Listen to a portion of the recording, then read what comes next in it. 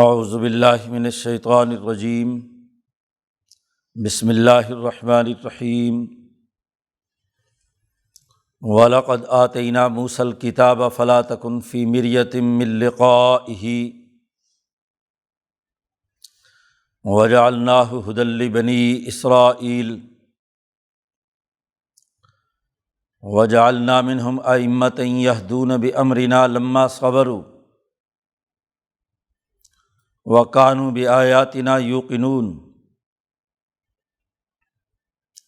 إِنَّ رَبَّكَ هُوَ يَفْصِلُ بَيْنَهُمْ يَوْمَ الْقِيَامَةِ فِيمَا كَانُوا فِيهِ يَخْتَلِفُونَ أَوَلَمْ يَهْدِ لَهُمْ كَمْ أَهْلَكْنَا مِنْ قَبْلِهِمْ مِنَ الْقُرُونِ يَمْشُونَ فِي مَسَاكِنِهِمْ إِنَّ فِي ذَلِكَ لَآيَاتٍ أَفَلَا يَسْمَعُونَ أَوَلَمْ يَرَوْا أَنَّا نَسُوقُ الْمَاءَ إِلَى الْأَرْضِ الْجُرُزِ فَنُخْرِجُ بِهِ زَرْعًا تَأْكُلُ مِنْهُ أَنْعَامُهُمْ وَأَنْفُسُهُمْ أَفَلَا يُبْصِرُونَ وَيَقُولُونَ مَتَىٰ هَٰذَا الْفَتْحُ إِن كُنتُمْ صَادِقِينَ قُلْ يَوْمَ الْفَتْحِ لَا يَنفَعُ الَّذِينَ كَفَرُوا إِيمَانُهُمْ وَلَا هُمْ يُنظَرُونَ فَأَعْرِضْ عَنْهُمْ وَانتَظِرْ إِنَّهُمْ مُنتَظِرُونَ صدق اللہ العظیم۔ یہ سورۃ الف لام میم سجدہ کا آخری رکوع ہے۔ پچھلے دو رکوعوں میں یہ بات واضح کی گئی ہے کہ یہ کتاب آپ پر اس لیے نازل ہوئی ہے کہ آپ ایسی قوم کو ڈرائیں کہ جنہیں اس سے پہلے کوئی ڈرانے والا نہیں آیا۔ ابراہیم علیہ السلام اور اسماعیل علیہ السلام سے لے کر حضور اقدس صلی اللہ علیہ وسلم تک کوئی نبی یہاں مکہ مکرمہ میں نہیں آیا۔ یہ لوگ مجرم ہیں اور اپنے جرم کی سزا بھگتنے کے لیے نہ صرف ان کے لیے عذاب اکبر ہے بلکہ عذاب الادنیٰ بھی تیار ہے۔ دنیا میں بھی یہ سزا کے مستحق ہوں گے اور موت کے بعد کے مراحل میں بھی عذاب اکبر کا انہیں سامنا کرنا پڑے گا۔ مجرم یا وہ فاسقین کہ جو بظاہر ایمان لائے ہیں لیکن حقیقت میں وہ کافر ہیں، ان کے لیے بھی سزا و جزا کا یہ پورا عمل جاری رہے گا۔ اب نبی اکرم صلی اللہ علیہ وسلم کو تاریخ سے ایک بنیادی حقیقت بیان کرتے ہیں کہ حضرت موسیٰ علیہ السلام کو بھی ہم نے کتاب دی تھی، ان کو بھی یہ تمام مراحل پیش آئے تھے، ان میں انہوں نے جد و جہد اور کوشش کی تھی۔ انہوں نے بھی اپنے بعد انبیاء کی تعلیم و تربیت کا ایک سلسلہ چھوڑا اور ائمہ آئے، تربیت یافتہ لوگ جنہوں نے موسیٰ علیہ السلام کے بعد بنی اسرائیل کی ہدایت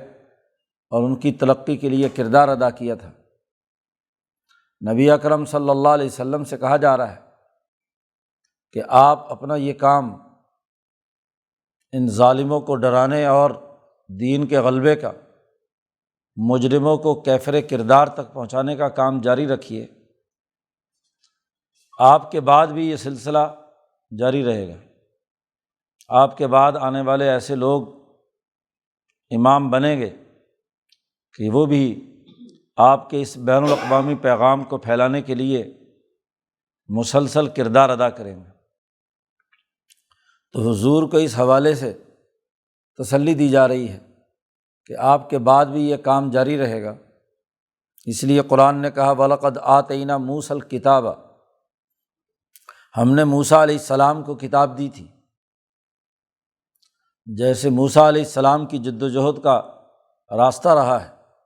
فَلَا تَكُنْ فِي مِرْيَةٍ مِّن لِّقَائِهِ، اس کتاب کے مکمل طور پر آپ تک پہنچنے اور اس کے غلبے کا نظام قائم کرنے کے حوالے سے آپ کسی شک و شبہ میں نہ رہیں، یہ کتاب ہی غالب آ کر رہے گی، اسی کا غلبہ ہونا ہے۔ جتنا کام آپ کی زندگی میں ہوگا وہ ہو جائے گا، اور پھر آپ کے بعد آپ کی جو جانشین خلفائے راشدین ہیں وہ اس کتاب کے پیغام کے مطابق انقلاب برپا کریں گے۔ جد و جہد کا راستہ مسلسل جاری رہے گا۔ اس لیے آپ اس حوالے سے پریشان نہ ہوں۔ وَجَعَلْنَاهُ هُدًى لِّبَنِي إِسْرَائِيلَ، ہم نے اس کتاب کو بنی اسرائیل کے لیے ہدایت کا ذریعہ بنایا تھا۔ تو جیسے وہ کتاب بنی اسرائیل کے لیے ہدایت کا ذریعہ تھی، اور یہ کتاب ہدی للمتقین ہے یا ہدی للناس ہے، تو جیسے اس کتاب نے انسانی تاریخ پر ایک بہترین نقش ثبت کیا ہے، انسانوں کی ایک بہت بڑی جماعت تورات کے ذریعے سے تربیت حاصل کر کے ترقی اور کمال کے مراتب اور مقامات تک پہنچ گئی رہی، اور فرعونیت اور نمرودیت اور جالوت اور بڑے بڑے ظالم اور متکبروں کا اس کتاب کی تربیت سے لوگوں نے مقابلہ کیا، انبیاء نے مقابلہ کیا۔ تو جیسے ہم نے انہیں کتاب دی اور بنی اسرائیل کے لیے اسے ہدایت کا بنایا، اور پھر تیسری بات بھی فرما دی وَجَعَلْنَا مِنْهُمْ أَئِمَّةً، بنی اسرائیل میں ہم نے ایسے امام بنائے موسیٰ علیہ السلام کے بعد، یہدون بامرنا لما صبروا، وہ ہمارے حکم کا نظام قائم کرتے رہے، اس کی رہنمائی دیتے رہے جب انہوں نے صبر و استقامت سے کام لیا، ڈٹے رہے، جد و جہد اور کوشش کی۔ وَكَانُوا بِآيَاتِنَا يُوقِنُونَ، اور وہ ہماری آیات پر پختہ یقین رکھنے والے تھے۔ تو صبر اور یقین دونوں چیزوں کو پیش نظر رکھ کر موسیٰ علیہ السلام کے بعد ایسے ائمہ اور انبیاء گزرے کہ جنہوں نے موسیٰ علیہ السلام کے مشن کو سنبھالے رکھا۔ گو بنی اسرائیل میں موسیٰ علیہ السلام جیسا اولوالعزم انسان پیدا نہیں ہوا، لیکن ان کے بعد ان کے یکے بعد دیگرے ایسے جانشین اور ائمہ ہو گزرے ہیں کہ جنہوں نے صبر و استقامت اور اپنی یقین کی طاقت اور قوت سے اپنے وقت کے فرعونوں کا مقابلہ کیا ہے۔ تو حضور صلی اللہ علیہ وسلم کو تسلی دی جا رہی ہے کہ آپ کے ساتھ بھی یہی معاملہ پیش آنے والا ہے۔ گو آپ کے بعد کیا، آپ سے پہلے بھی آپ جیسا کوئی نبی نہیں ہے۔ امام الانبیاء حضرت محمد مصطفیٰ صلی اللہ علیہ وسلم کا جو مقام ہے اس تک کوئی نہیں پہنچتا۔ تو آپ تسلی رکھیں، آپ کو بھی وہ تمام چیزیں ان سے واسطہ پڑے گا جیسے موسیٰ علیہ السلام کے بعد بنی اسرائیل کے لیے ترقی کے امام وجود میں آئے تھے، تو آپ کے بعد بھی ایسے ائمہ آئیں گے، خلفائے راشدین، بالخصوص ابو بکر صدیق اور عمر فاروق، جن کے زمانے میں دین کا مکمل غلبہ اور بین الاقوامی نظام قائم ہوا، اور پھر اس کے بعد بھی قیامت تک مجددین اولیاء اللہ، محدثین، مفسرین، فقہاء، علماء ربانیین، صوفیاء، ان کے بڑے بڑے امام مسلسل آپ کے بعد بھی جاری رہیں گے۔ یہدون بامرنا، ہمارے حکم سے وہ لوگوں کو ہدایت دیں گے، اللہ کے ساتھ تعلق مضبوط کریں گے، صبر و استقامت سے کام لیں گے، اور پورے ایمان و ایقان کے ساتھ جد و جہد اور کوشش کریں گے۔ تو دنیا میں یہ سلسلہ جاری رہے گا۔ آپ تسلی رکھیے، فلا تکن فی مریۃ من لقائہ، آپ کسی شک و شبے یا کسی دھوکے کے اندر نہ رہیں اس کتاب کے حوالے سے جو نتائج سامنے آنے ہیں، اس کے حوالے سے جو صورتحال ہوگی اس میں۔ اب یہاں بعض مفسرین نے لقائہ کی ہی ضمیر کا مرجع موسیٰ علیہ السلام کو بنا دیا کہ موسیٰ علیہ السلام سے ملاقات کرنے میں آپ کو کوئی شک نہیں ہونا چاہیے، اور پھر اس کی تعویل اور تشریح کرنے کے لیے ایک اگلی بات نئی وجود میں لے آئے کہ مکہ مکرمہ میں یہ آیت نازل ہوئی تھی تو اللہ تبارک و تعالیٰ نے معراج کی رات موسیٰ علیہ السلام سے رسول اللہ صلی اللہ علیہ وسلم کی ملاقات کروا دی۔ لقاء سے مراد ملاقات محض۔ تو مولانا سندھی فرماتے ہیں کہ یہ جو ضمیر موسیٰ کی طرف راجع کی ہے یہ غلط ہے، اور پھر یہ تعویل اس سے زیادہ غلط ہے۔ یہاں اس کا کوئی تذکرہ ہی نہیں ہے موسیٰ سے ملاقات، عدم ملاقات کا۔ بات تو اس صورت کے سیاق و سباق کے تناظر میں یہ ہے کہ یہ کتاب لا ریب فیہ من رب العالمین، اور اس کتاب کے مطابق آپ نے انذار کرنا ہے، مجرموں کی سزا کے لیے آپ نے کردار ادا کرنا ہے، عذاب الادنیٰ بھی دنیا میں آنا ہے، دنیا کے اندر رہتے ہوئے۔ اب اس تسلسل کو برقرار رکھنے میں ہر مصلح اور منذر اس خیال میں ہوتا ہے کہ میرے بعد کیا ہوگا، میرے بعد کی صورتحال کیا ہوگی، تو اس کے حوالے سے دل میں خیالات آتے ہیں۔ تو ان خیالات کے تناظر میں یہ بات کہی جا رہی ہے کہ آپ اس سلسلے میں کسی قسم کے کوئی دھوکے یا کسی قسم کے کیا ہے شک و شبے میں نہ رہیں کہ جو کتاب ہے اس کتاب کے اثرات اور نتائج آپ کو بھی ویسے ہی پہنچیں گے جیسے کتاب موسیٰ پہ بنی اسرائیل کے بعد ان کے ائمہ نے کردار ادا کرتے ہوئے کیا تھا۔ مولانا سندھی نے اس آیت کی تشریح بڑی وضاحت کے ساتھ اسی انداز میں کی کہ پورا مطلب بھی سمجھ میں آ جائے اور ضمیر بھی ادھر ادھر اور کسی دوسری طرف لوٹانے کی ضرورت پیش نہ آئے۔ ان ربک ھو یفصل بینہم یوم القیامۃ، دنیا میں آپ کسی قسم کا فکر نہ کریں، یہاں آپ کے بعد آپ کے ائمہ آپ کے جانشین کردار ادا کریں گے۔ باقی رہا آخرت کا معاملہ تو تیرا رب ان کے درمیان فیصلہ کرے گا قیامت کے دن، فیما کانوا فیہ یختلفون، جس معاملے میں یہ آپس میں اختلاف کرتے رہے۔ ظاہر ہے کہ جو حضور صلی اللہ علیہ وسلم کی اتباع میں جماعت ہوگی اس کا اور کافروں اور منافقوں اور ظالموں اور متکبروں کی جماعت کے درمیان اختلاف ہے۔ تو آج جو یہ کافر مکے کے آپ کے ساتھ اختلاف کرتے ہیں یا صحابہ سے جھگڑتے ہیں تو اس کا حقیقی فیصلہ تو قیامت کے دن ہونا ہے۔ اولم یہد لہم، کیا ان کو اس بات سے ہدایت نہیں ملی کہ کم اہلکنا من قبلہم من القرون، کہ ان سے پہلے کتنی ہی بستیاں ہم نے تباہ و برباد کی، یمشون فی مساکنہم، یہ ان کے گھروں اور کھنڈرات پر سے گزر کر جاتے ہیں، شام اور یمن چلتے ہیں، یہ یمشون فی مساکنہم، ان کے کھنڈرات اور ان کے گھر جو عذاب کے اندر آئے، اس کے باوجود بھی ان قوموں کی تباہی بربادی دیکھ کر ان کو ہدایت اور رہنمائی حاصل نہیں ہوئی۔ ان فی ذلک لآیات، گزشتہ قوموں پر آنے والے عذاب اور ان کے کھنڈرات میں نشانیاں ہیں، غور و فکر کرنے والے لوگ اگر اس پر توجہ دیں، اس حقیقت کو سمجھیں تو ان کے لیے اس میں بڑی نشانیاں ہیں۔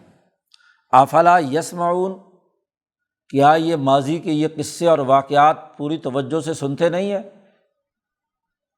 جس سے یہ عبرت حاصل کر سکیں،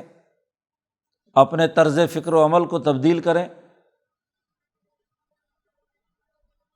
یہاں تک تو ماضی کی تاریخ کا نقشہ کھینچ کر کہا کہ اس سے ان کو رہنمائی ملنی چاہیے۔ باقی رہی مسلمان جماعت اور اس کے غلبے کا معاملہ، قرآن حکیم کہتا ہے کہ کیا انہوں نے دیکھا نہیں، اولم یروا انا نسوق الماء الی الارض الجرز، کہ ہم پانی بہا کر لاتے ہیں ایسی زمین کی طرف جو کھنڈر بنی ہوتی ہے، چٹیل، بارش اور پانی نہ ہونے کی وجہ سے جو صحرا بن گیا اور اس میں جو صحیح اور مضبوط مٹی، چکنی مٹی ہوتی ہے وہ پھٹ جاتی ہے۔ تو کیا ایسی کھنڈر بنی ہوئی زمین نہیں دیکھی انہوں نے کہ بارش کا پانی ہم بہا کر وہاں لے جاتے ہیں، فَنُخْرِجُ بِهِ زَرْعًا، اس میں سے ہم کھیتی باڑی نکالتے ہیں، تَأْكُلُ مِنْهُ أَنْعَامُهُمْ وَأَنفُسُهُمْ، جس سے ان کے جانور اور چوپائے چرتے ہیں اور یہ خود بھی اسے کھاتے ہیں۔ جو انسان کے کھانے کی براہ راست چیز ہے اسے خود کھاتے ہیں، اور جو براہ راست انسان کے کھانے کی چیز نہیں ہے، چارہ وارہ، وہ اپنے جانوروں کو کھلاتے ہیں، اور پھر ان جانوروں کا دودھ خود پی لیتے ہیں، تو آخر میں اس کا فائدہ بھی انسان کو، اس کا گوشت کھاتے ہیں، دودھ پیتے ہیں۔ تو جیسے کھنڈر زمین میں جب ہم پانی برسا کر پہنچاتے ہیں تو وہ فصل اگاتی ہے، اسی طرح بالکل یہ نبوت کی بارش برسی ہے، اور ان کھنڈر دلوں پر اس نے اثر کیا ہے جو پہلے کوئی عقل و شعور نہیں رکھتے تھے، جنہیں بکریاں بھی چرانی نہیں آتی تھی بقول عمر فاروق کے، ان کے قلب پر جب یہ بارش برسی، نسوق الماء، جب ہم نے پانی بہا کر نبوت کی یہ بارش، کتاب مقدس کی یہ ہدایت جب ان کے دلوں تک پہنچی تو نخرج بہ زرعا، اب عقل و شعور اتنا بلند ہوا کہ ان تمام ائمہ جو جماعت حضور کے بعد وجود میں آئی، اس کے اندر نئے نئے شگوفے، نئی نئی چیزیں پھلی پھولیں، انہوں نے ایسا بہترین سسٹم بنایا جس سے خود بھی پرامن اور معاشی خوشحالی کی زندگی بسر کی، اور جب لوگوں کو بھی ان تمام چیزوں سے سیراب کیا تو اس اجتماعیت کا فائدہ ہر جانور کو ہوا، ہر انسان کو ہوا۔ تو کیا اس پر یہ غور و فکر نہیں کرتے کہ اس پیغام نے آ کر کس طریقے سے انسانیت کی ترقی کا راستہ کھولا؟ افلا یبصرون، کیا یہ اس کو اچھی طرح دیکھتے نہیں ہیں؟ آنکھیں کھولیں کہ کیسے اس کتاب مقدس، جس میں کوئی شک نہیں جو رب العالمین کی طرف سے نازل ہوئی، اس نے کتنے ہی مردہ دلوں کو زندہ کر دیا، ان کے اندر عقل و شعور پیدا کر دیا، ان کی صلاحیتوں اور استعدادوں کو نکھار دیا۔ دیکھتے نہیں ہیں؟ یہ بلال جو کل تک غلامی کی حالت میں تھا، قرآن کی اس تعلیم نے اس کے دل کو ایسا پانی لگایا کہ وہ آج عزم و ہمت اور استقامت کا پہاڑ ہے، یہ ان کو نظر نہیں آتا۔ اس قرآن کے نازل ہونے سے پہلے یہ بلال کی پٹائی کرتے تھے، وہ مان جاتا تھا، آج اس کو اپنے موقف سے ہٹانا چاہتے ہیں لیکن وہ ہٹتا نہیں، تو اپنی آنکھوں سے دیکھ نہیں رہے کہ اس کتاب کے کیا اثرات ہیں، اس کے نتائج کیا ظاہر ہو رہے ہیں۔ پہلے کہا تھا افلا یسمعون، سنتے نہیں ہیں، یہاں کہا افلا یبصرون، کیا یہ دیکھتے نہیں ہیں؟ الٹا یہ کہ بات کو سمجھتے یا اس کے نتائج کا مشاہدہ کرتے، اس کے بجائے کہتے یہ ہیں مکے کے یہ کافر، یقولون متی ھذا الفتح ان کنتم صادقین، کہتے ہیں یہ جو تم اپنے غلبے اور فتح کی باتیں کرتے ہو، یہ فتح کا دن کب آئے گا؟ لے آؤ نا اس کو، تم جو بڑی اپنی کامیابی کے نعرے لگا رہے تھے انقلاب کے اور اس کے اور اس کے، تو کب ہے وہ؟ متی ھذا الفتح ان کنتم صادقین، اگر سچے ہو تو لا کے دکھاؤ۔ قل، اے محمد صلی اللہ علیہ وسلم ان سے کہہ دیجئے کہ فتح کا دن آنے والا ہے، غلبے کا دن آنے والا ہے، اور جب غلبے کا یہ دن آئے گا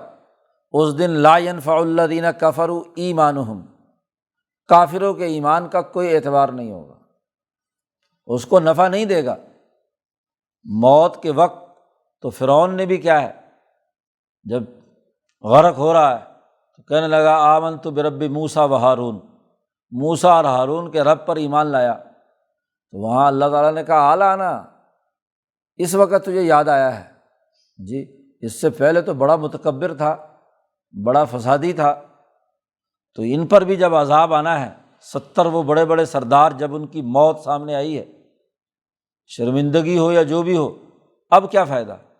جی، اب ان کے ایمان کا کوئی انہیں فائدہ نہیں ہے۔ اور ولا ہم ینظرون، انہیں تو مہلت ہی نہیں دی جائے گی کہ وہ ایمان قبول کر سکیں، ان کو کسی قسم کی مہلت نہیں دی جائے گی۔ اس وقت تو بدر میں ان کے قتل کا فیصلہ ہوگا اور گردنیں اتار دی جائیں گی ان کی، تو فتح کا دن آئے گا۔ فتح مکہ میں جو متکبر اور ظالم جو نہیں جھکے اور ایمان نہیں لائے تو ان کو راستے سے ہٹایا گیا، جی، تو اب ان کو ان کے ایمان کا کسی قسم کا کوئی نفع نہیں پہنچا۔ وَلَا هُمْ يُنظَرُونَ، اور نہ انہیں مہلت دی گئی۔ جو مکہ میں حضور کے داخل ہونے سے پہلے پہلے مسلمان ہو گئے تو وہ تو ٹھیک ہے، جیسے ابو سفیان بہت پہلے جا کر حضور صلی اللہ علیہ وسلم پر ایمان لے آئے، لیکن جب مکہ میں داخل ہوئے تو خالد بن ولید اور ان لوگوں نے جس نے بھی مزاحمت کی مکہ میں، اس کو کیا ہے، راستے سے ہٹا دیا گیا۔ اس لیے آپ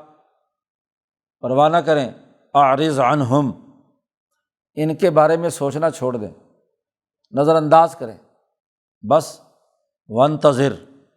آپ بھی انتظار کریں اس فتح کے دن کا۔ انہم منتظرون، یہ بھی انتظار کریں گے، یہ بھی انتظار کریں، اور اے محمد صلی اللہ علیہ وسلم آپ بھی انتظار کریں۔ دنیا میں یوم الفتح آنے والا ہے، اور ایک فیصلے کا دن وہ ہے جب حشر کے میدان میں ہوں گے، تو وہ یوم الفتح سب سے اعلیٰ ترین دن ہے۔ جیسے عذاب الادنیٰ اور عذاب الاکبر ہے، ایسے ہی یوم الفتح الاکبر بھی ہے اور یوم الفتح الاصغر بھی ہے۔ فتح مکہ جو ہے دنیا کے اندر حضور کے غلبے کا دن ہے جی، اور ایک فیصلے کا اور فتح کا دن وہ ہے کہ جب قیامت میں کیا ہے، ان کا حشر ہوگا اور وہاں ان کے تمام معاملات زیر بحث لا کر فیصلہ کیے جائیں گے۔ وہاں تیرا رب ان کے درمیان فیصلہ کرے گا جس چیز میں یہ اختلاف کرتے رہے ہیں۔ تو سورت کے آخر میں فتح کا اعلان کر دیا گیا۔ شروع سورت میں کہا تھا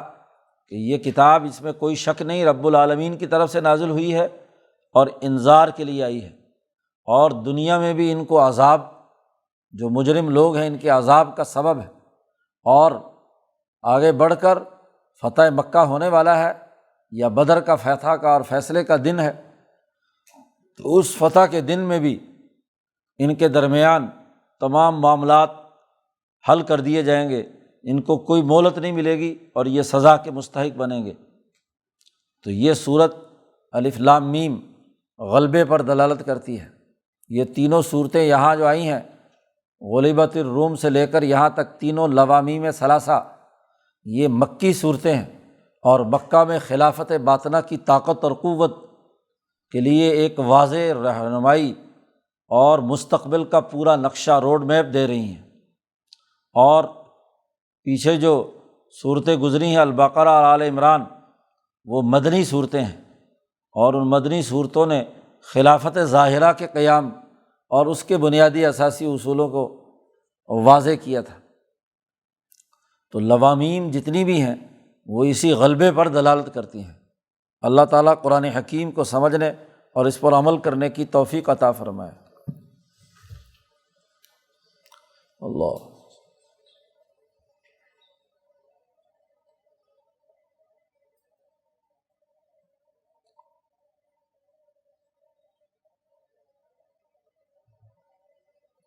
اجمعین۔